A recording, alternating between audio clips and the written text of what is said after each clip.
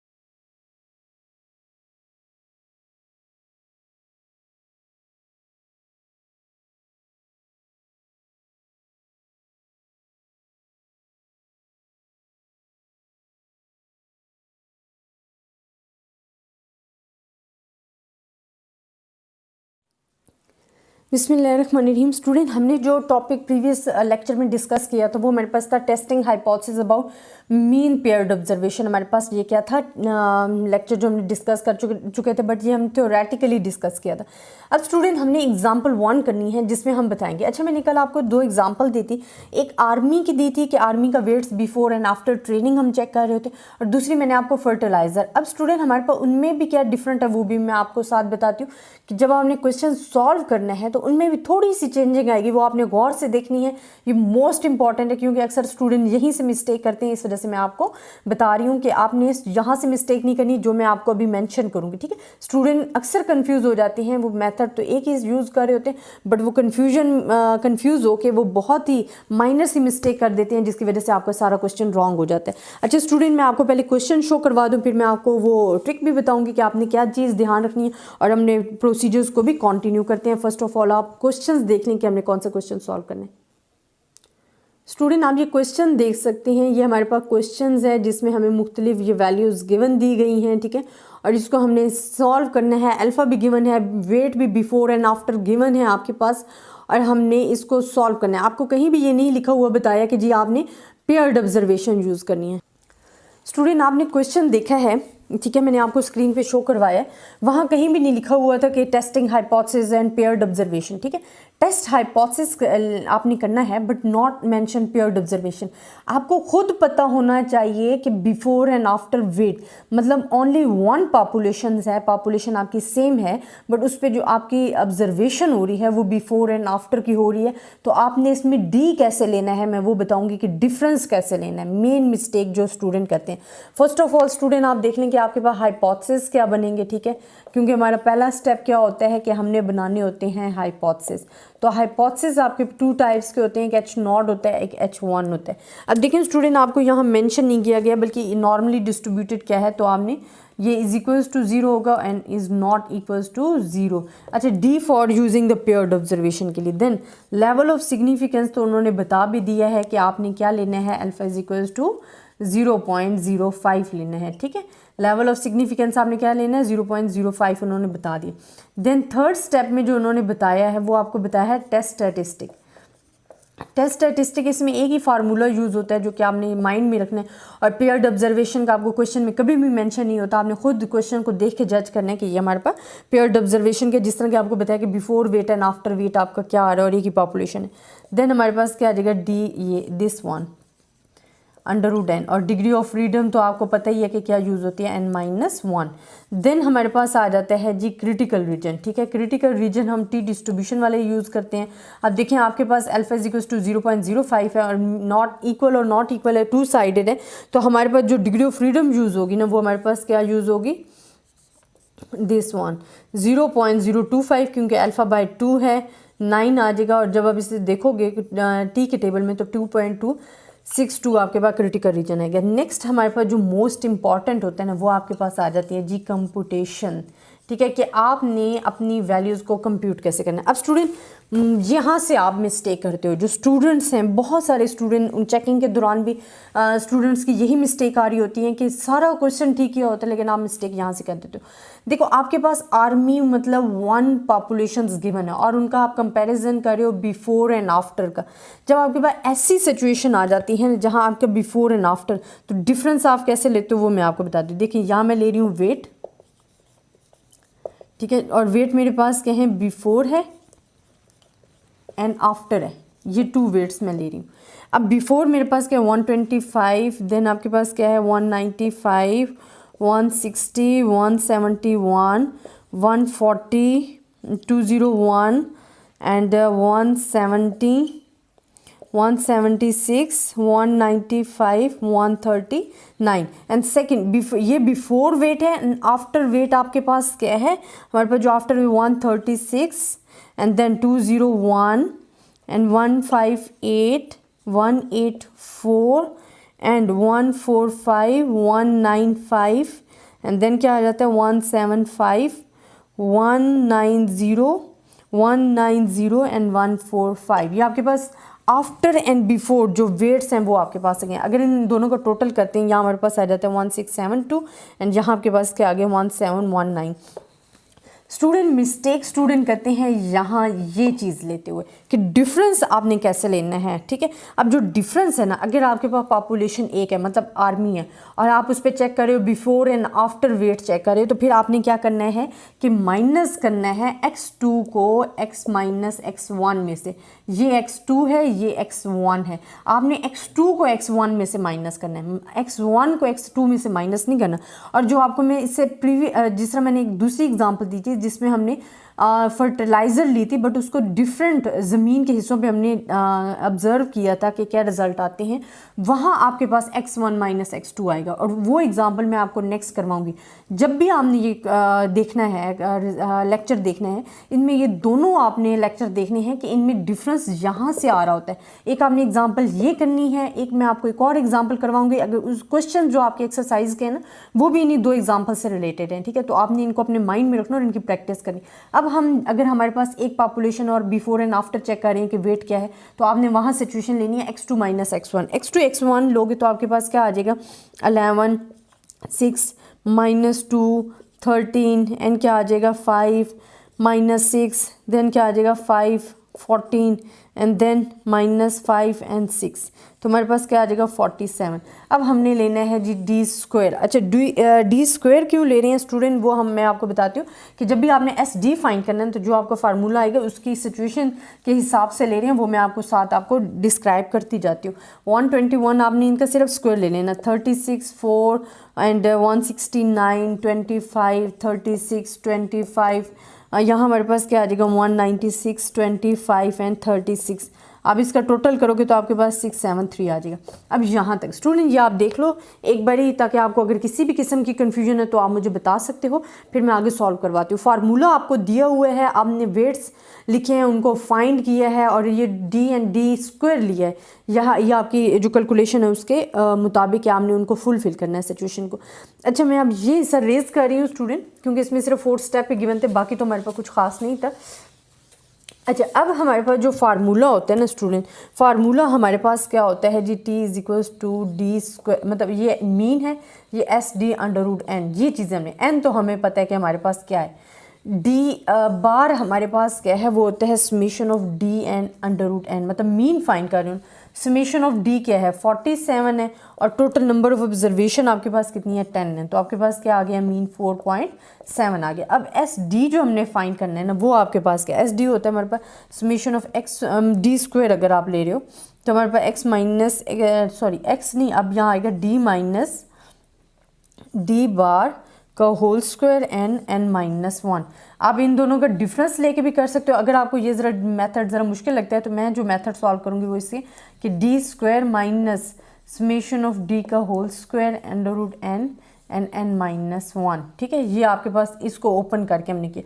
जब आप इसको फुलफिल करोगे तो जो आपके वैल्यूज़ आ जाएंगी 1/9 एंड हमारे पास क्या आ जाएगा, देखिए डी स्क्वायर की जगह हमारे पास क्या आ गया 673 माइनस 47 का होल स्क्वायर 10, और जब आप इसे सॉल्व करोगे तो आपके पास आंसर आएगा जी 15.23।